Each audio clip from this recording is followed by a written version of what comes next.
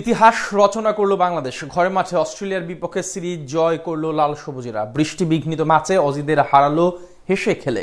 ফলে এক ম্যাচ হাতে রেখেই সিরিজটা নিজেদের করে নিয়েছে মেহেদী মিরাজের দল। আগে বল করতে নেমে তাসকিন মুস্তাফিজের দাপুটে বোলিংয়ের পর ব্যাট হাতে টাইগারদের দৃঢ় ব্যাটিংয়ে সহজেই জয় তুলে নিল বাংলাদেশ।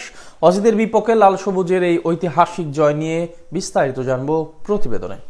ঘরের মাঠে অস্ট্রেলিয়ার বিপক্ষে ঐতিহাসিক সিরিজ জয়। মিরপুরে ইতিহাস লিখে তবেই ক্ষান্ত হলো লাল সবুজেরা। বিশ্ব চ্যাম্পিয়ন অস্ট্রেলিয়াকে ডেকে এনে খাবি খাওয়ালো মেহেদী মিরাজের দল। দ্বিতীয় ওয়ানডেতেও তুলে নিল সহজ জয়। সেই সাথে সিরিজ জয়টাও নিশ্চিত করেছে বাংলাদেশ।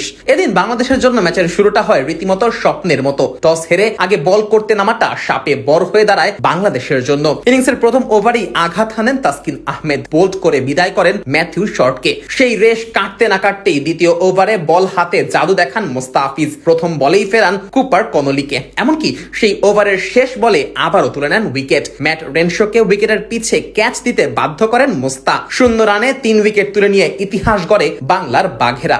0 রানে 3 উইকেট হারানোর পর জশ ইংলিশ ও অ্যালেক্স ক্যারির ব্যাট হাতে ঘুরে দাঁড়ানোর স্বপ্ন দেখছিল অজিরা। তবে অষ্টম ওভারে এসে আবারও উইকেট তুলে নেন মুস্তাফিজ। এবার তার শিকার অ্যালেক্স ক্যারি। পয়েন্ট অঞ্চলে বাহাতি এই ব্যাটারের ক্যাচ তুলে নেন নাজমুল হোসেন শান্ত। পাওয়ার প্লেতে মাত্র 37 রান তুলতেই 4 উইকেট তুলে নেয় বাংলাদেশ। পঞ্চম উইকেট জুটিতে গ্রিন ও ইংলিশ মিলে জুটি গড়ার চেষ্টা করছিল ঠিকই, তবে সেই জুটি ভাঙেন তানভীর। জশ ইংলিশকে ফেরান এই বাহাতি বোলার। খানিক বাদে গ্রিনও ফিরে যান প্যাভিলিয়নে। নিজের বলে নিজেই ক্যাচ নিয়ে তাকে ফেরান তানভীর। এরপর বড় জুটির দেখা পায় অজিরা। জাভিয়ার বার্টলেটকে সাথে নিয়ে দলের হাল ধরেন মার্নাস লাবুশানে। দুজনেই বেশ ভোগাচ্ছিলেন বাংলাদেশের বোলারদের। দুজনের ব্যাটেই 50 এলে বড় সংগ্রহের দিকেই এগোচ্ছিল বিশ্ব চ্যাম্পিয়নরা। তবে সেই জুটি থামান তাসকিন আহমেদ। 48 বলে 52 রান করা বার্টলেটকে বোল্ড করে বিদায় করেন এই ব্যাটার। পরের বলে অ্যাডাম চ্যাম্পাও শিকার হন তাসকিনের। তিনিও ফিরে যান রানের খাতা খোলার আগেই। এর কিছুক্ষণ পরই নেমে আসে বৃষ্টি। 42 রানে 8 উইকেট হারানোর পর আর ব্যাটিং এ নামা হয়নি অস্ট্রেলিয়ার। ফলে বাংলাদেশের জন্য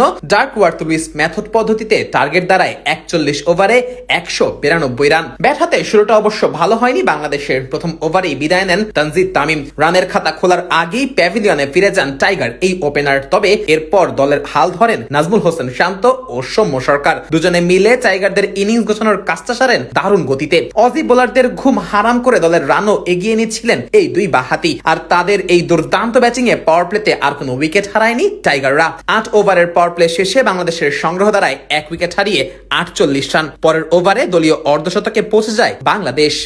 দুজনে মিলে খেলছিলেন বেশ দারুণ ভাবেই। তবে ব্যক্তিগত 42 রানে ফিরে যান সৌম্য। কিছু সময় পর শান্ত ফেরেন সেই 42 রানেই। এরপর লিটন মোসাদ্দেকরা কিছুটা ঝড়ো গতিতে খেলার চেষ্টা করলেও দুজনেই ফিরে যান দ্রুতই। আর তাতে করে ম্যাচে আবারও ফেরে অজিরা।